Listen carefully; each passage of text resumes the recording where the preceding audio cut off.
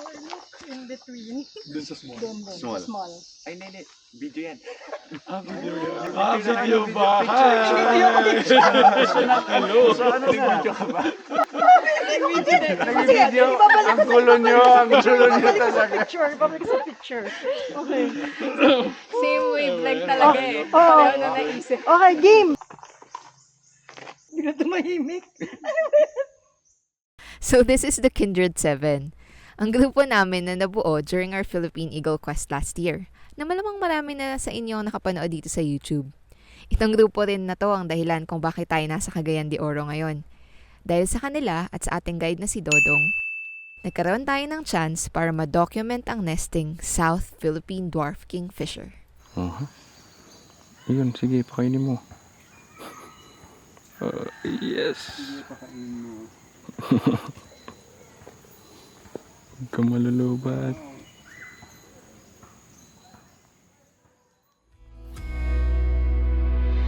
Mula sa matataas na bundok, Hanggang sa kasulok-sulukang gubat ultimate dream namin na ma-document ang amazing landscapes. at incredible wildlife dito sa Pilipinas. Ako si Dennis, At ako naman si Celine, kasama ng aming mobile home na si Eli the Camper Van, kikilalanin at susubukan naming tunghayan ang lahat ng magic na meron tayo.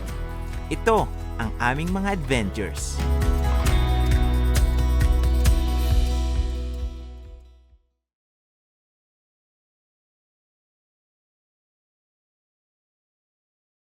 Nagsimula ang araw namin dito sa bahay ni Dr. Miguel De Leon, ang direktor ng Robert S. Kennedy Bird Conservancy. For today's video, iniwan muna natin si Eli the Camper Van dun sa bahay ni Miguel.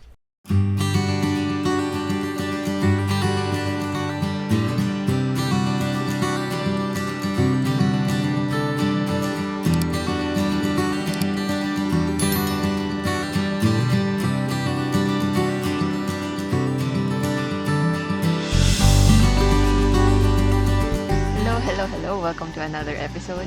Nandito na tayo sa Cagayan de Oro, Misamis Oriental. And today we're going to go birding.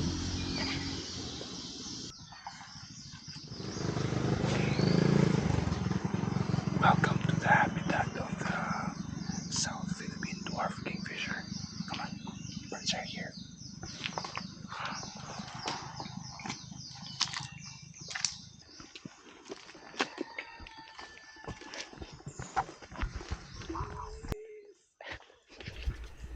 Nauna na sa area ang the rest ng The Kindred 7. At mukhang nakarami na agad sila. Okay na okay yun kasi pagdating namin, nakapwesto agad kami sa loob ng hide.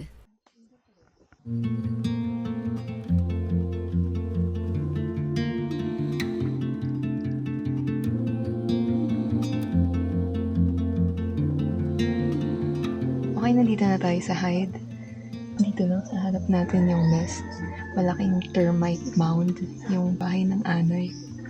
Tapos yung South Philippine Dwarf Kingfisher, may perch siya dito na natumbang nipa yata ito, or ratan. Tapos na-picturean na natin siya, but antay pa tayong isa for a video. Madali siyang mapicturean kasi alam na namin kung saan yung mga pwestuhan niya bago siya pumunta dun sa nest. Bago niya pakainin yung mga chick niya. So, astig. Ang ganda ng kulay niya. Very contrast dun sa background niya. Para mas madami kaming makuha na footage, hinanda na rin ni Dennis ang camera niya. All set para ma-document ang South Philippine Dwarf Kingfisher. At ayun nga, hindi nagtagal, dumating na ang parent bird.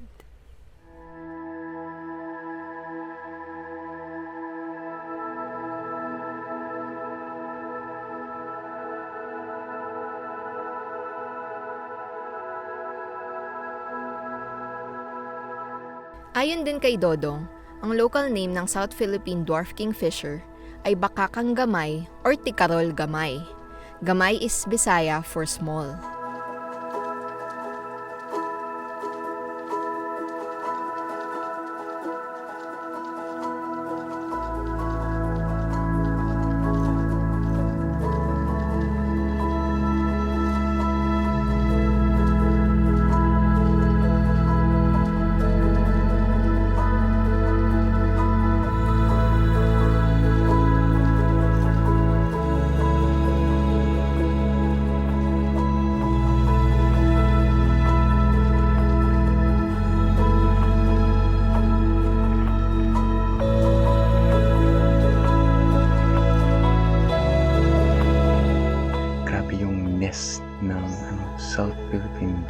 kingfisher.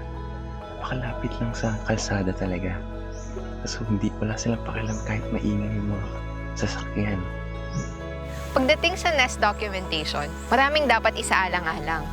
May chance kasi na i-abandona ng parent birds ang nest kapag na-disturb ng humans.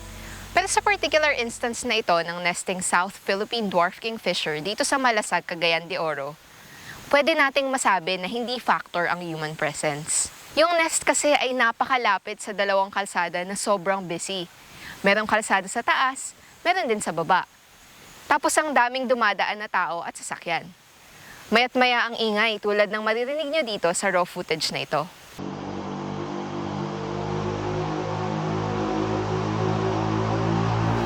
Kaya siguro ganito ang behavior ng ibon. Yung hindi sila bothered masyado sa human presence, ay hindi sila nakaranas ng masama mula sa mga tao. Being able to make this observation of the nesting South Philippine Dwarf Kingfisher, despite all these human disturbances, affirms the fact that animals are intelligent. Bakit? Kasi if they know or think they will not be harmed, they will stay in a place and even nest there. For me and for most of the Kindred 7, rare opportunity na ma-document itong ibon na ito. Dito lang kasi sa Mindanao makikita ang South Philippine Dwarf Kingfisher.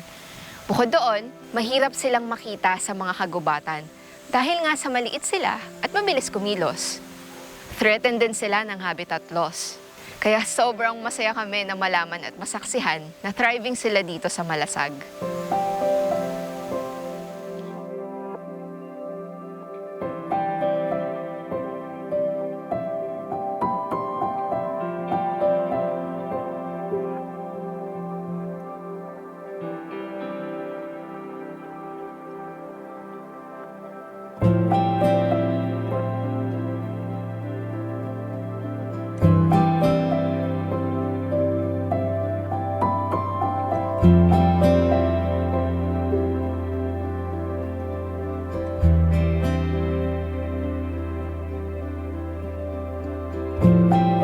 Unang beses na punta namin, mabilis lang kami nakapag-observe kasi may iba pa kaming pupuntahan kasama ang The Kindred 7.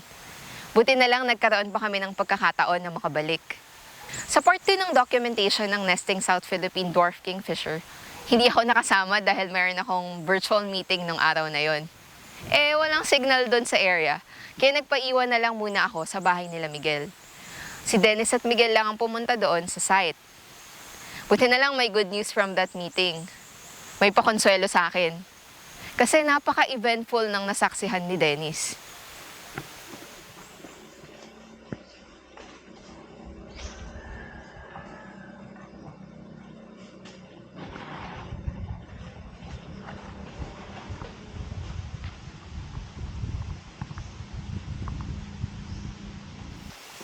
Tanghali na nung dumating kami sa area ni Miguel.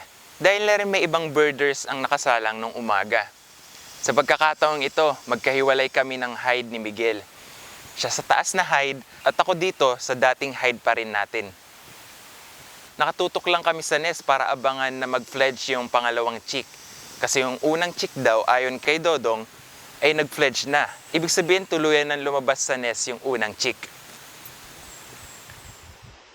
Mag-aalas 2 na pero wala pa rin kaganapan. Di dumating yung parent bird para pakainin yung natitirang chick sa nest at di rin naman lumalabas yung natitirang chick. Doon na nakita ni Dodong ang unang fledgling na malapit lang pala sa nest. At kasama ang parent bird Kaya naman di namin pinalagpas ang pagkakataong yon para mapicturean ng fledgling South Philippine Dwarf Kingfisher.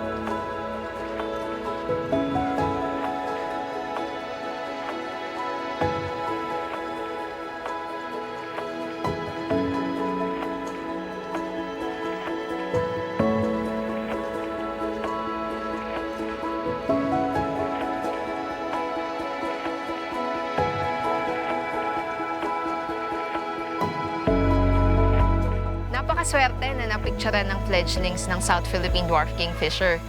Kasi it was only in 2020 when the public discovered what the fledglings look like. Thanks to Miguel's photos that were published on the New York Times. Itong mga photos na to ay resulta ng 10 years of painstaking work by the Robert S. Kennedy Bird Conservancy from 2007 to 2017. Up until then, the nests and eggs of the South Philippine Dwarf Kingfisher were unknown. Thanks to our SKBC's work, meron ng documentation about the nesting behavior of this beautiful bird. Nakalink yung resulting paper sa description.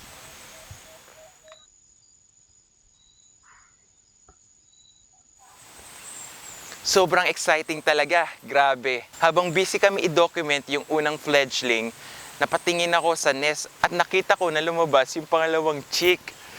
Grabe, akala ko nung una yung parent bird yon, pero mas mabagal yung paglipad niya compared sa parent bird. After ko na makita na lumabas na rin ang pangalawang fledgling, nag-decide naman kami na pumunta sa itaas na kalsada para magbaka sakaling makita din namin yung pangalawang fledgling. At di nga nagtagal, habang nakatayo kami sa kalsada, ay nakita namin agad ang parent bird at ang huling fledgling. Yun.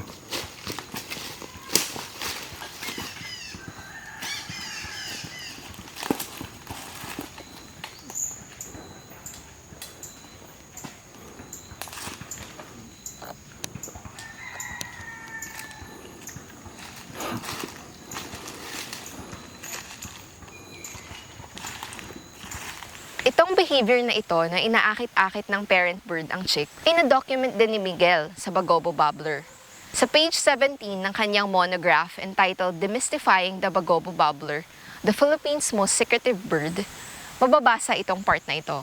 On fledgling day, chicks were fed twice in a 2 to 4 hour period, after which, one or both parents would coax their young to leave the nest by presenting and withholding food items. Yung last part, yan na yan yung na-witness at na-videohan ni Dennis. Astig. Yun.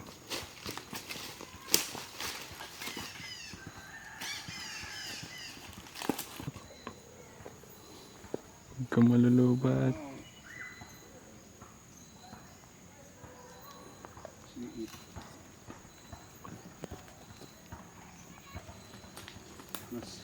Nice.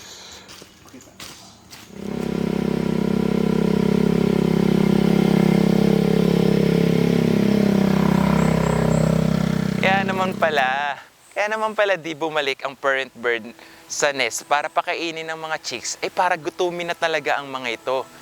At para lumabas na rin ng nest ang mga chicks. Napakatalino na. Yan din ang napansin ko sa mga unang photos ko sa unang fledgling. Kaya pala hawak-hawak lang ng parent bird ang pagkain at di binibigay dun sa fledgling. Ay para pala mapasunod dito sa hunting ground kung saan tuturuan na sila mag-hunt ng sariling pagkain. Ang astig lang na matunghayan at ma-document natin ang behavior na to.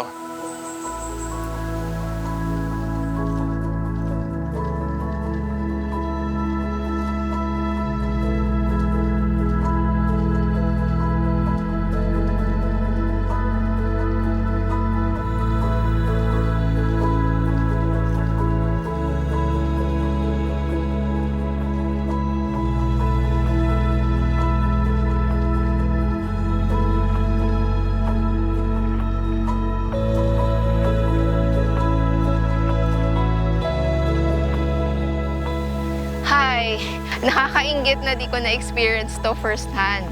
Buti na lang meron tayong video, no? Sabay-sabay natin na napanood. Itong entire experience namin na to, yung documentation namin, ay proof na ang nest photography ay posibleng magawa ng hindi nakakasama sa mga ibon. Kita nyo naman, successful na nag-fledge yung mga chicks. Kahit na ang daming bumisita dito sa site na ito para picturean ang nesting South Philippine Dwarf Kingfisher. Pwede nyo ring i-contact ang aming guide na si Dodong para ma-experience nyo rin ito. Nasa description yung number niya. Basta promise nyo na you'll keep a safe distance at hindi nyo hahawakan yung nest sa chicks, ha? Picture-picture lang. By doing that, you'll get to witness an amazing natural process And you'll also get to bring home awesome photos and videos. Bukod pa dun, makakatulong pa kayong mabigyan ng kabuhayan ng mga bird guides tulad ni Dodong. Sa ganitong pagtangkilik ng mga true ecotourism activities, na-encourage din natin ang protection ng hindi lang ng mga ibon, kundi ng buong habitat at ibang hayop. Magiging successful lang kasi ang conservation kapag isinama mo ang mga tao. After all, humans are part of nature. Ayun, salamat sa pagsama na ma-document ang South Philippine Dwarf Kingfisher. Sana nag-enjoy kayo. Kita-kits ulit tayo sa susunod na adventures. Bye!